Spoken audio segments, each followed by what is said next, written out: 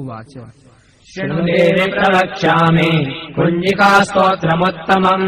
येन मन्त्रप्रभावेण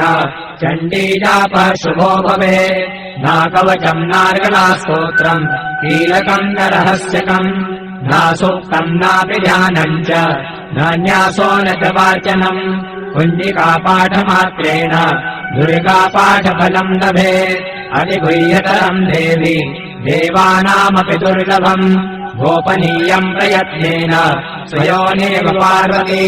मारणम् मोहनम् वश्यम् स्तम्भनोच्चाटनादिकम्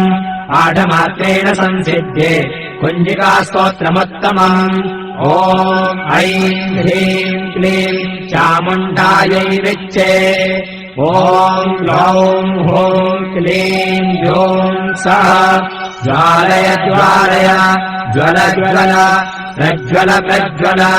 ऐं ह्रीं क्लीं चामुण्डायै विच्चे ज्वल हं सं लं शं फट् स्वाहा